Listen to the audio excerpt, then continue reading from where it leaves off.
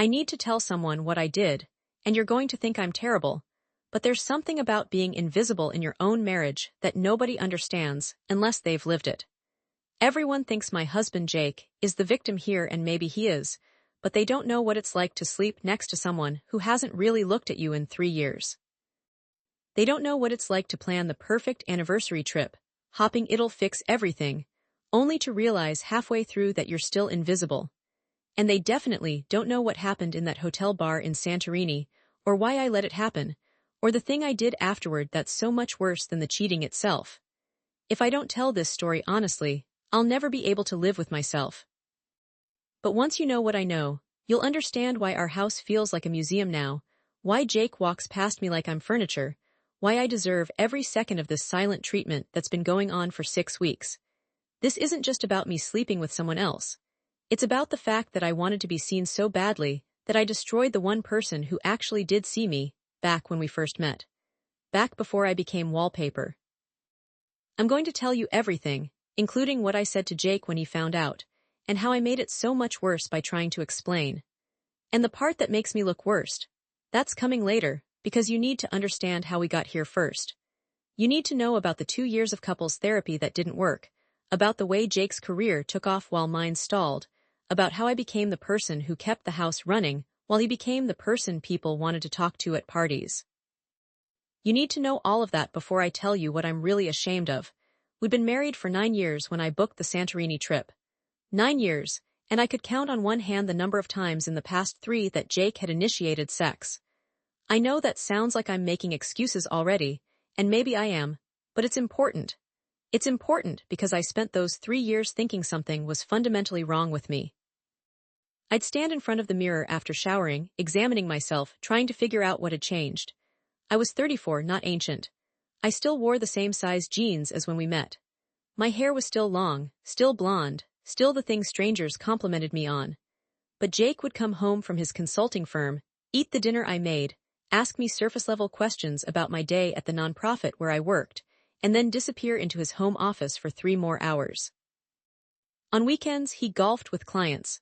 On evenings, he had networking drinks. And I organized our lives, paid our bills, remembered his mother's birthday, made sure his dress shirts went to the dry cleaner, and slowly, quietly became a ghost in my own home. The therapy started after I broke down at his company Christmas party. I'd watched him across the room, animated and laughing with his colleagues, more alive than I'd seen him in months.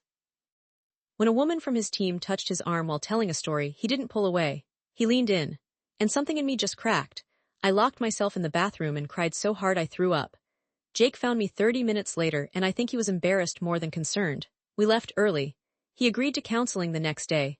Dr. Morrison was kind and patient and completely ineffective. For 8 months, we sat in her office every Wednesday evening, and Jake talked about work stress. I talked about feeling lonely. She gave us exercises, date nights, appreciation practices, structured check-ins. We did them all with the enthusiasm of people completing homework assignments. Nothing changed. The sex didn't improve. The conversation didn't deepen. Jake remained physically present and emotionally unreachable, and I remained the person who desperately wanted something I couldn't name from someone who couldn't give it. By the time our 10-year anniversary approached, I developed this fantasy that a trip would fix us. I know how stupid that sounds now, but I'd read articles about rekindling romance, about breaking routines, about how new environments can reset relationship dynamics. I booked 5 nights in Santorini at a boutique hotel that cost more than we should have spent. I planned everything: the sunset cruise, the wine tasting, the day trip to ancient ruins. I bought new lingerie. I got waxed. I told myself that maybe Jake was just burned out, that maybe getting him away from work would bring back the man I married. The first 2 days were actually okay. Not great, but okay. We had sex once, which was more than we'd managed in the previous 2 months. Jake seemed relaxed. We took photos in front of the Blue Dome churches, ate at restaurants overlooking the caldera, held hands while walking through Oya. To anyone watching us, we looked like a couple in love. And maybe that's what we were pretending to be. Maybe we'd been pretending for so long that neither of us knew how to stop. But on the 3rd night, everything fell apart in this quiet, devastating way. We were at dinner, this beautiful place with candles and white tablecloths and the most incredible view of the sunset. I'd been building up courage all day, and I finally said what I'd been thinking for months. I told Jake I wanted to try to have a baby. We'd always talked about having kids someday, and I realized that someday had to be now or never. I was 34. We couldn't wait forever. He put down his wine glass and looked at me, and I saw something in his face I'd never seen before. Not anger, not surprise, just this flat, resigned exhaustion. He said, "I don't think that's a good idea right now. Work is really demanding, the timing isn't right." I asked when the timing would be right. Next year, the year after, he didn't answer. Just looked out at the water, jaw tight, and I realized with this horrible clarity that there would never be a right time. That he'd been saying someday the way you say maybe to a child asking for something you have no intention of giving them. We finished dinner in silence, walked back to the hotel in silence, got ready for bed in silence. And when I tried to cuddle up to him, he kissed my forehead like I was his sister and rolled over to face the wall. I lay there in the dark, listening to him breathe, feeling more alone than I'd ever felt in my life. Here we were in one of the most romantic places on earth, on our anniversary trip, and I might as well have been sleeping next to a stranger. I know this is where you're expecting me to say I went to the hotel bar and met someone. That's what happened, but not that night. That night I just cried quietly until I fell asleep, and woke up to find Jake already gone for a morning run. When he came back, he acted like nothing had happened, asked if I wanted to go to breakfast, suggested we do the wine tasting we'd planned, and I went along with it because what else was I supposed to do? Have a fight in paradise, ruin the rest of the trip. The wine tasting was when it started, though. That's when I met Daniel. He was at the same vineyard, doing the tour alone. Australian, maybe 40, with this easy smile and the kind of presence that made you feel like you were the only person in the room. He made a joke about the sommelier's pretentious descriptions, and I really laughed for the first time in days.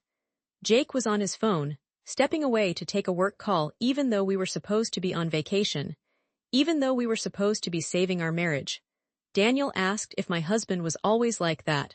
I said yes before I could stop myself. Then, because apparently I'd decided to be honest with a complete stranger, I said, "We're here for our 10th anniversary, and he's been on his phone more than he's talked to me." I thought Daniel would do that awkward thing people do when you overshare, but he didn't. He just nodded and said, "My ex-wife used to do that, made me feel like I was an inconvenience to her real life." Then he held up his wine glass and said, "To being seen." I clinked my glass against his, and something in my chest loosened. Just those two words, being seen, and I felt like someone had finally named the thing I'd been starving for. We talked for the rest of the tasting. About travel, about work, about nothing important and everything important. Jake came back eventually, shook Daniel's hand, made polite conversation for 5 minutes, then suggested we head back to the hotel. As we were leaving, Daniel said to me, not to us, to me, "There's a great cocktail bar at the Grand Hotel if you're ever looking for a good drink. They make the best mojitos I've had outside of Cuba." That night, Jake fell asleep at 9:30. We hadn't had sex. We'd barely talked at dinner. He'd spent an hour on his laptop just checking a few things for work. And I lay there next to him, wide awake, thinking about a stranger who'd looked at me like I was worth listening to. I told myself I was just going for a walk, that I needed air, that I might get a drink by myself, like a sophisticated woman on vacation, like someone who had a life beyond being ignored by her husband. I put on a sundress, the yellow one that Jake hadn't complimented once this entire trip. I did my makeup. I walked to the Grand Hotel. Daniel was there. Of course he was there. Part of me had known he would be, and part of me had pretended I didn't know, because that made what I was doing feel less intentional, less like a choice. He was at the bar, reading a book, and when he saw me, his whole face lit up, like my presence had made his night better. When was the last time Jake had looked at me like that? We talked for 3 hours. He told me about his divorce, about his kids back in Sydney, about how he'd taken this trip alone because he needed to figure out who he was outside of being someone's husband and someone's father. I told him about the nonprofit work I'd done before it became just a job, about how I'd wanted to be a writer once, about the version of myself I'd lost somewhere in the past decade. He asked questions. He remembered details. He leaned in when I spoke. Just when I thought I should probably head back, he touched my hand and said, "I'm really glad you came tonight." And I looked at his hand on mine and I didn't move it away. I thought about Jake, asleep in our hotel room, dead to the world, not even aware I was gone, not even curious about where I was or what I was doing or whether I was okay. I kissed Daniel first. Or maybe we kissed each other at the same time. It doesn't really matter. What matters is that I made a choice in that moment, a clear and conscious choice, and I can't pretend otherwise. We went back to his hotel room. We had sex. It was good, not earth-shattering, not life-changing, but good in the way that being wanted feels good. He looked at my body like it was something remarkable. He asked what I liked. He stayed awake afterward and talked to me, running his fingers through my hair, telling me I was beautiful. I got back to my hotel room at 3 in the morning. Jake was still asleep, hadn't moved, didn't stir when I slipped into bed beside him. I lay there smelling like another man's soap, and I felt this twisted combination of guilt and satisfaction and rage. Rage that Jake hadn't even noticed I'd been gone for 6 hours. Rage that he was so checked out of our marriage that I could cheat on him and he'd sleep right through it. The next morning, Jake asked if I'd slept well. I said yes. He said he wanted to do the boat tour we'd planned. I said that sounded great. We spent the entire day on a catamaran, taking photos, drinking champagne, playing the role of happy anniversary couple. And I thought about Daniel the whole time. About how he'd asked me what I wanted, in bed and in conversation. About how Jake hadn't asked me what I wanted in anything for years. I saw Daniel one more time before we left Santorini. I told myself I wasn't going to, but on our last night, Jake fell asleep early again after barely touching his dinner, and I found myself walking back to that bar. Daniel was there, almost like we'd planned it, even though we hadn't. We had sex again in his room, and this time it felt less like validation and more like rebellion. Less like being wanted and more like choosing something for myself, something that had nothing to do with Jake or our failing marriage or the person I'd become in the prison of our house. When Daniel asked if he could have my number, stay in touch, maybe visit me, I said no.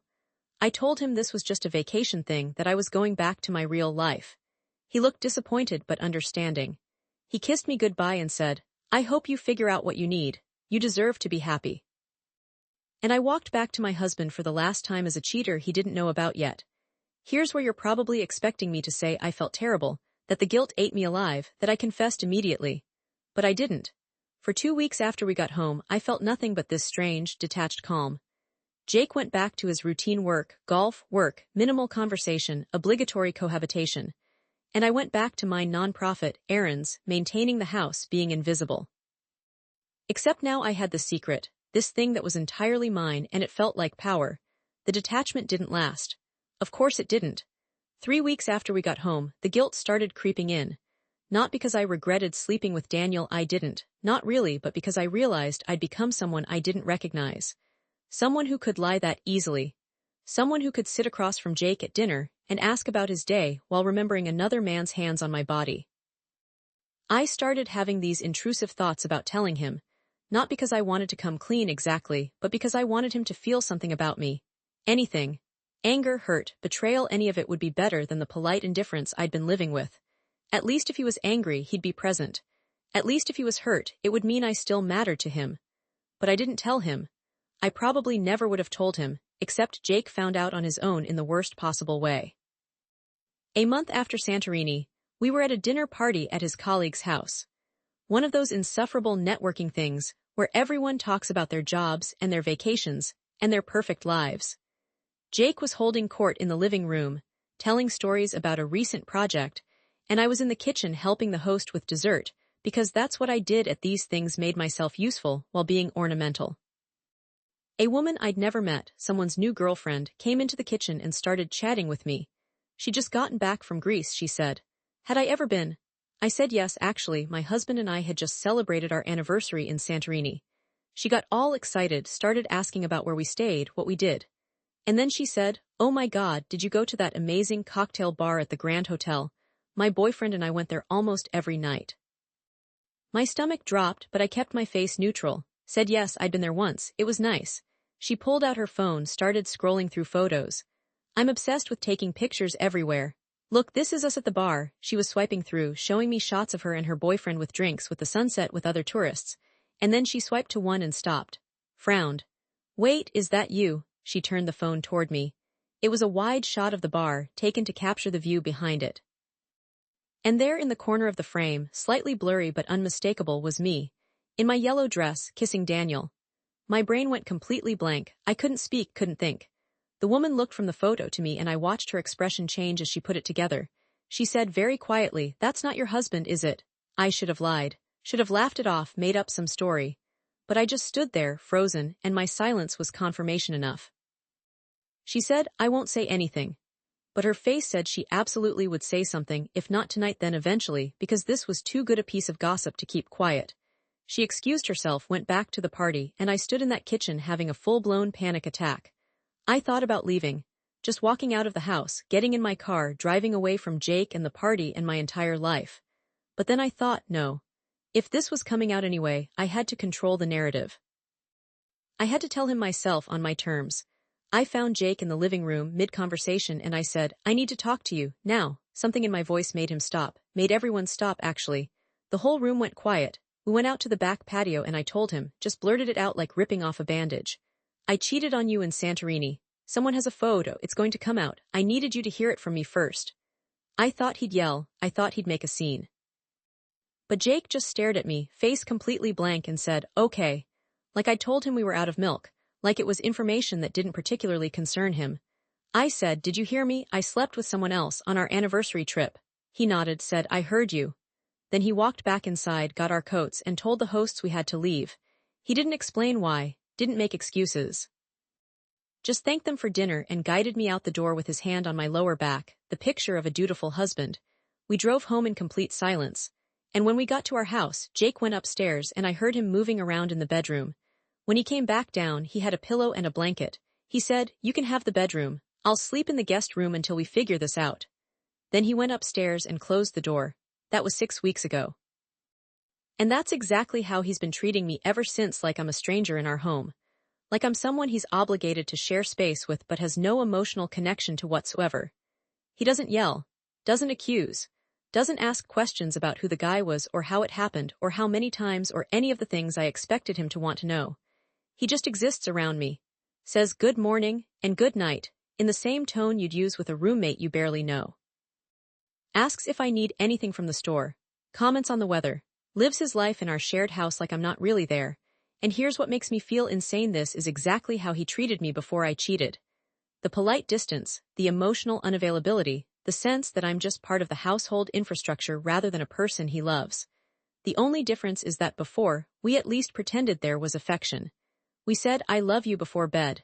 We kissed goodbye in the morning. Now we don't even have the pretense. I tried to talk to him 3 days after I told him, asked if we could sit down and discuss what happens next. He said, I don't think there's anything to discuss, you made your choice. I said we should at least try therapy again, try to figure out if we want to save this marriage. He said, do you want to save it? And I couldn't answer because I honestly didn't know. I still don't know. What I wanted was for him to fight for us. To be angry enough to fight with me, or hurt enough to cry, or something enough to show me I'd mattered at all. But Jake doesn't fight. Jake just withdraws, the same way he's been withdrawing from me for years, except now he has a reason everyone will understand. He told his parents, told our close friends. I know because people have stopped calling me, stopped inviting me to things. His mother sent me an email, didn't even call, just sent a cold, formal email saying she was disappointed in me and needed time to process. My own mother, when I finally broke down and told her, said, well, what did you expect would happen? Like I'd planned this. Like I'd wanted to blow up my life. The worst part, the part I haven't told anyone, is what I did 2 weeks after Jake found out. This is the thing I'm most ashamed of, the thing that makes me irredeemable even in my own eyes. I contacted Daniel. I found him on social media, sent him a message saying I'd been thinking about him. He wrote back immediately, said he'd been hoping to hear from me. We started messaging every day. Long conversations about nothing and everything, the kind of conversations I used to have with Jake back when we first met. And it felt good. It felt like having someone who wanted to talk to me, who was curious about my thoughts, who made me feel like a person instead of a ghost. 3 weeks after Jake found out about Santorini, I slept with Daniel again. He flew to my city for a business trip that we both knew was just an excuse to see me. We met at a hotel downtown, had sex, went out to dinner at a restaurant where I knew no one would recognize me, had sex again. And I felt nothing, no guilt, no satisfaction, just this hollow sense of going through motions. Daniel asked if I was going to leave Jake. I said I didn't know. He said he wasn't trying to pressure me, but he could see us being together if I wanted that. Building a life together. And I realized that Daniel didn't actually know me. He knew the version of myself I'd performed in Santorini, the neglected wife, the woman who wanted to be seen. But he didn't know about my terrible sense of direction, or how I got obsessive about organizing closets when I was stressed, or how I ugly cried during sad commercials. He didn't know me the way Jake knew me back when Jake cared about knowing me. I told Daniel I needed time to think.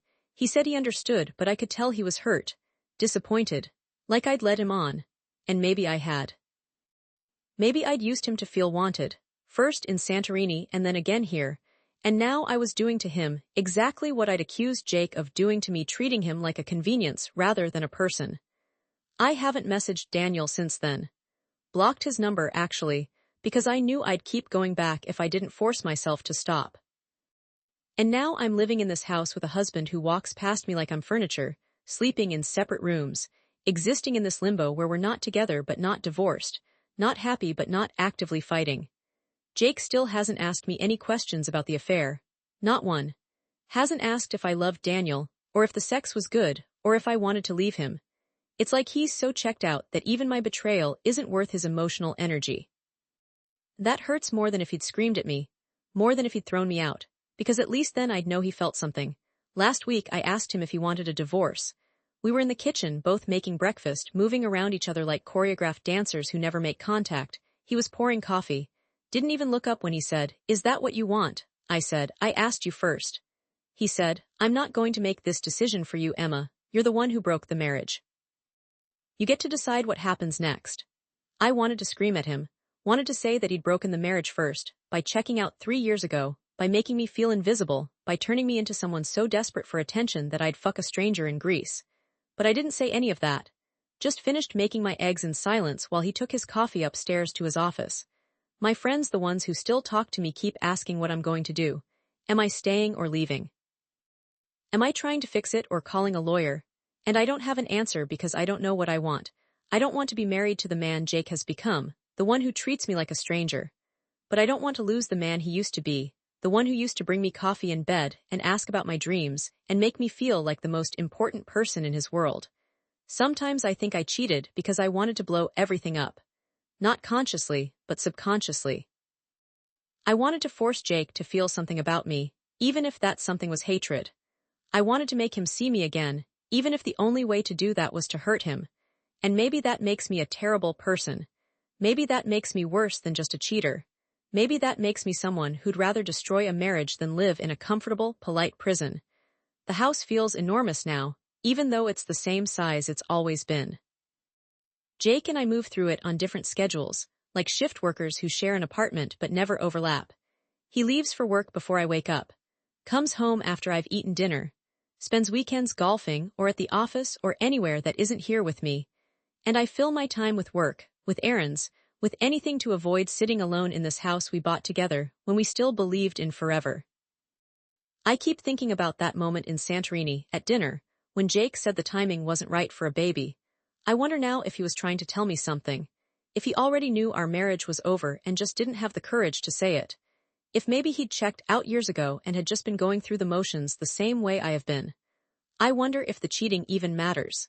If I'd never met Daniel, if that woman had never taken that photo, would anything be different? Or would Jake and I still be living like polite strangers, slowly suffocating in a marriage that ended long before I ever broke our vows? Yesterday, I found divorce papers on the kitchen counter. Not filled out, just blank forms. Left there like a suggestion. Like Jake's way of telling me what he wants without having to actually say it. I don't know how long they've been there. Don't know if he wants me to fill them out or if he's planning to do it himself. I haven't moved them. They're still sitting there, next to the coffee maker, a reminder of the choice I need to make but keep postponing. My therapist, I'm seeing someone new now, someone who specializes in infidelity, keeps asking me what I'm afraid of. I tell her I'm afraid of being alone, of starting over at 34, of being the divorced woman who cheated on her husband. But that's not the whole truth. The whole truth is that I'm afraid I'll leave Jake and realize too late that he was the right person, and I was just too broken to love him correctly. I'm afraid I'll stay and spend the next 40 years as a ghost in my own life. I'm afraid that no matter what I choose, I'll regret it. Here's what I haven't told my therapist, what I haven't told anyone: I don't actually regret sleeping with Daniel. I know I'm supposed to. I know that's what makes someone redeemable, the remorse. But when I think about those nights in Santorini, what I feel isn't shame. It's grief. Grief for the person I used to be, who believed she deserved to be wanted. Grief for the marriage I thought I had but maybe never did. Grief for all the years I spent trying to be enough for someone who had already decided I wasn't. Jake and I are going to his company gala next month. He asked me last week, very formally, if I would attend with him. Said it would look bad if he showed up alone, given his position. Said people were already talking and he didn't want to fuel more gossip. So I said yes because apparently we're still pretending.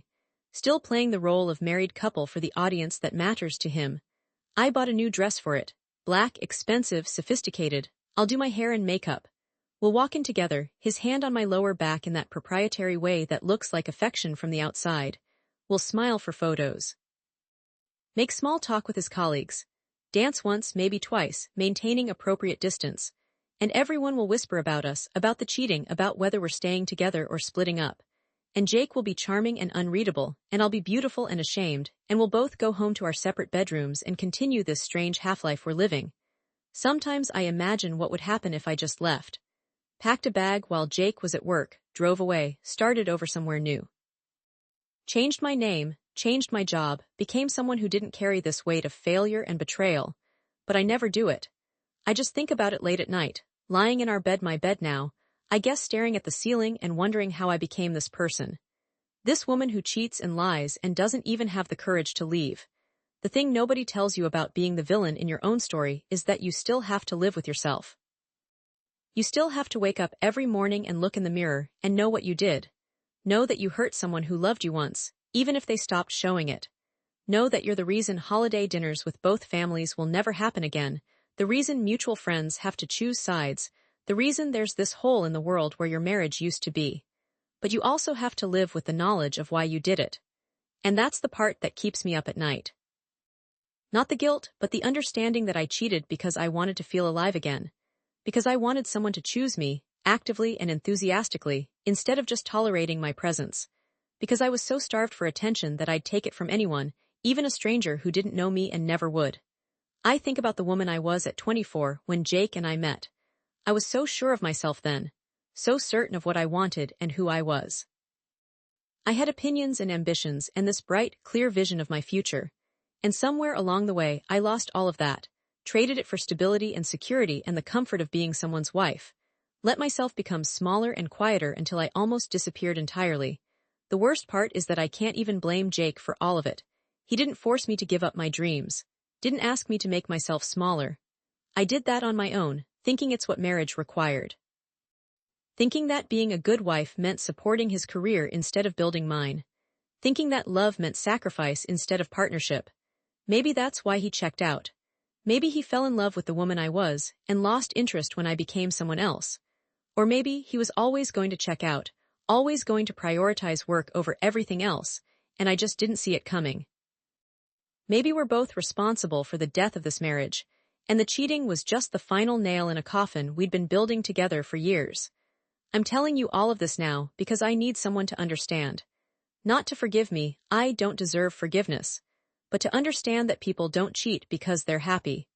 They cheat because they're desperate or lonely or so hungry for connection that they'll take it from anyone offering. They cheat because they've convinced themselves that their needs don't matter, and then someone comes along who makes them feel like they do, and the relief of that is so overwhelming that they make choices they never thought they'd make. I'm telling you this because in 2 hours, I'm meeting with a divorce attorney. Not because Jake asked me to, but because I think I finally know what I need to do. I can't stay in this house, living as a stranger to the man I married. I can't keep waiting for him to forgive me or fight for us, or show me that I still matter to him. And I can't keep punishing myself by staying in a marriage that was already over before I ever broke my vows. I don't know what comes next. I don't know if I'll regret this, or feel relieved, or spend the next 10 years wondering if I should have tried harder. But I know I can't stay in this limbo. Can't keep existing in this space between married and divorced, between guilty and free, between the person I was and whoever I'm becoming. Jake will probably be relieved when I tell him. He'll maintain his calm, collected exterior, agree that divorce is the right choice, handle everything with the same emotional distance he's been showing me for 6 weeks. For 3 years, really. And maybe longer than that. Maybe we've been strangers for our entire marriage and I just didn't want to see it. Woman at that dinner party never did tell anyone about the photo, as far as I know. But it doesn't matter because I told Jake myself, and that's what destroyed us. Not the cheating exactly, but the excuse it gave him to finally stop pretending. The permission it gave both of us to acknowledge what we'd been avoiding for years. I think about Daniel sometimes. Wonder if he's met someone else, someone who isn't carrying the baggage of a failed marriage and a guilty conscience. Hope he has, actually. Hope he's found someone who can give him what he was looking for. He deserved better than to be my escape plan. This house is going to feel so empty when I leave it. But the truth is, it's felt empty for years. I just kept filling it with routines and obligations, and the fiction that I had a real marriage instead of a performance. At least when I leave, I'll stop pretending. At least then, I'll know exactly what I've lost instead of mourning something that maybe never really existed. I cheated on our anniversary trip, and now my husband acts like I'm a stranger in our home. But the real confession, the one that makes me hate myself most, is that I think I wanted him to. I think I wanted to force him to see me, even if seeing me meant hating me. Because being hated is still being seen, and being seen is all I ever really wanted.